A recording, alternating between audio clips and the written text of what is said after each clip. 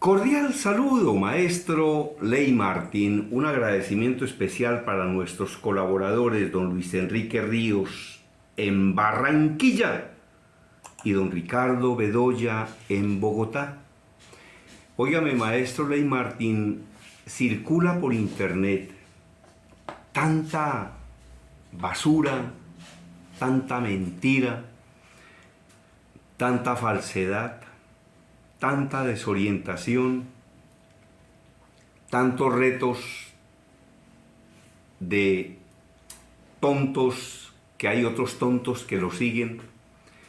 Es decir, el tonto pone un reto y hay miles de tontos que aceptan el reto. Y muchas veces a costa de su propia vida, ¿no? Eso ocurre. Entonces, tomar agua de mar y sus riesgos. La ciencia advierte tras retos virales en redes sociales. ¿Cómo le parece, maestro, que hay un reto para que las personas tomen agua de mar? Y hay una cantidad de bobos que, aprovechando que están de vacaciones en Santa Marta o en Cartagena o en San Andrés, van y se ponen a tomar agua del mar. ¿Para qué lo harán? ¿En qué consiste el reto? ¿Cuál es la bobada? ¿Qué dijo un bobo que le interesó a tantos otros bobos? ¿Grave? Gravísimo. Gravísimo. Entonces, tomar agua de mar y sus riesgos. La ciencia advierte tras retos virales en redes. Esta práctica podría provocar un fallo multiorgánico e incluso la muerte. Esta práctica podría provocar un fallo multiorgánico e incluso la muerte. Multiorgánico es de los múltiples órganos, porque de pronto la persona entiende, pues si aceptó el reto debe ser porque cualquier bobada puede entender. Entonces, de pronto entiende no multiorgánico, sino multiorgásmico. Entonces dice, ¡ay! El agua de mar, vean que por ahí dijo el profesor Díaz que puede ser favorable para que haya multiorgasmos. No, le estoy diciendo es que puede provocar un fallo multiorgánico e incluso la muerte. Oiga, acá recuerdo, lo que pasa es que como yo voy haciendo los informes y voy recordando cosas, acá recuerdo a un periodista de radio. Los periodistas de radio veteranos sabíamos quién era el tipo. Lo llamaban Condorito. Condorito, entre otras cosas, porque se parecía a Condorito. Y entonces, este tipo, que era un periodista empírico, este señor, en esa época, yo estoy hablando aquí de hace unos 30 años, 35 años.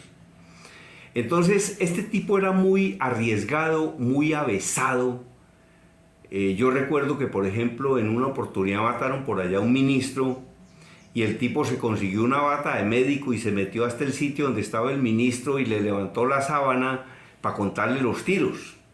¿Cuántos tiros le han pegado? 1, 2, 3, 4. Y entonces salió a dar la información de que no eran 3 tiros, sino que eran 7. Hacía cosas como esas, ¿no? El Condorito este. Y entonces, en una oportunidad, salió un ministro de la defensa que todos conocían al Condorito. Y entonces había desórdenes en el país.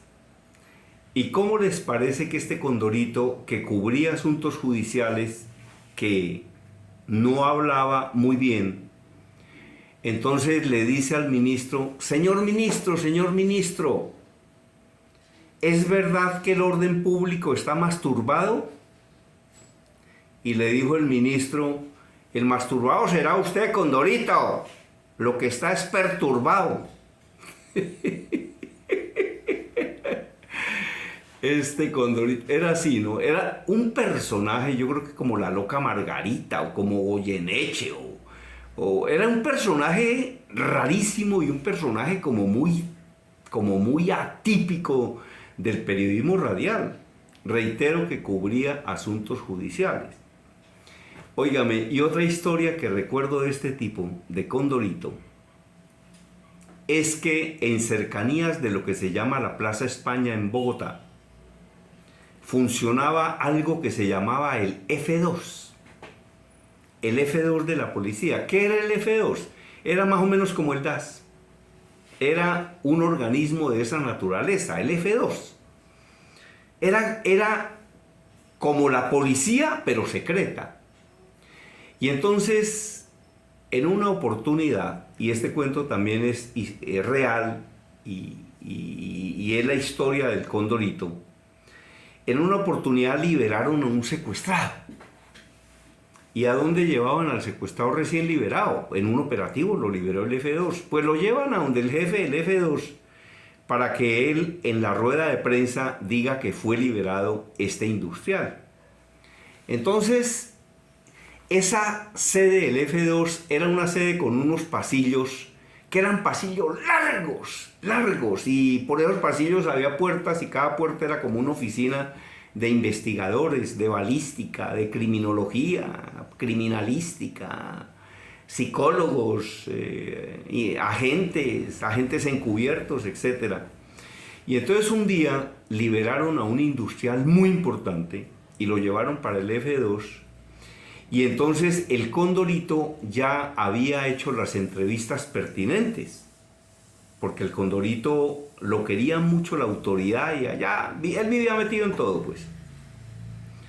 Óigame, se encontraba uno ese Condorito en todo lado. Y entonces, ¿cómo les parece que llegó otro periodista de la competencia? Otro periodista radial, también que cubría el tema judicial. Y apenas salió del ascensor, eso era como en un cuarto piso, al primero que se encontró fue al Condorito.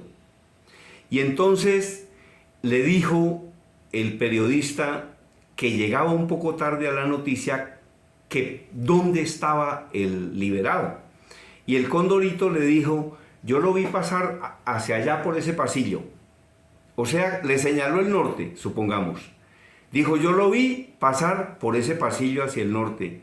Y entonces este otro pobre periodista sudoroso con su grabadora buscando al industrial y se fue oficina por oficina hacia el ala norte del edificio y no lo encontró por ningún lado. Y se devolvió y le dijo al Condorito, hermano, pero ¿usted por qué me dice que estaba hacia allá y si yo no lo encuentro en ninguna oficina? Dijo, yo le dije que había pasado hacia allá. Lo que pasa es que después pasó hacia acá. Entonces pasó hacia el sur. Entonces lo mandó primero para el norte, para ganarle tiempo y dar la noticia primero, y después le dijo, es que yo le dije que yo lo había visto pasar para allá, pero después él pasó para acá. O sea, yo lo vi pasar para el norte, pero eso fue hace rato, después él pasó para el sur. Y entonces, ¿cómo le parece que esa fue la manera de engañar al otro periodista con el objeto de dar la primicia periodística, ¿no? Porque ese tema de la chiva es importante en ciertos medios y eso tiene que ver con una cosa que de todas maneras es buena en el fondo, que es el sentido de pertenencia, ¿no? Los periodistas de las cadenas radiales y de los noticieros de televisión luchan por conseguir exclusivas, por salir primero, Sí, hay una lucha. Eso es una cosa muy propia del periodismo y es la lucha por la chiva. Ahora muchas veces se cometen hasta imprudencias, ¿no? Por ese tema de la chiva, ¿no? Yo sí lo tengo claro desde hace muchos años. Yo un día dije, si por dar una chiva un colombiano se tiene que cortar un dedo, aun cuando sea un pedacito, yo no daría la chiva. Porque no. Entonces, pero se cometen muchas imprudencias a veces con ese tema de la chiva. Y a propósito de periodismo, acá recuerdo una anécdota de un periódico, y ese fue un titular. Vean que me fui por el lado del periodismo, pero luego les voy a hablar de de ese tema de tomar agua de mar o yo. Había un periódico, de esos periódicos sensacionalistas, y entonces ¿cómo les parece que un día unos atracadores, porque en Bogotá ha habido atracadores todo el tiempo, y cada día peor, yo, en un 175% aumentó la percepción de inseguridad en los centros educativos del sector de Chapinero. Y los encargados de la seguridad dicen que eso es apenas percepción, que eso no es realidad sino percepción, eso es lo que dicen. Óigame, atracos por todas partes y a toda hora, ¿yo? Y por ejemplo atracan turistas y los matan y dicen que lo que va a reemplazar el petróleo es el turismo. Qué horror, ¿no? Terrible. El turista deberían protegerlo de una manera impresionante. En alguna ciudad, no recuerdo cuál, a un alemán el mismo día lo robaron 2 veces. Eso es como si uno fuera para Hamburgo y el mismo día lo atracaran 2 veces. Eso no ocurre allá. No ocurre. O le robaran la bicicleta. Eso no ocurre allá. Eso ocurre en los países donde permiten que eso ocurra. Oiga, y entonces, ¿cómo les parece que 2 sujetos atracaron una panadería? Armados con revólver, ¿no? ¿Y ustedes saben cómo fue el titular de ese periódico amarillista? ¿Saben qué dijo? Panadero que hacía pan pan, le hicieron pum pum. Imagínense el titular de ese periódico. ¿Ah? Panadero que hacía pan pan, le hicieron pum pum. Mataron a un panadero en el sur de la ciudad. Una cosa increíble, ¿no? Y yo recuerdo otro titular de una revista también amarillista.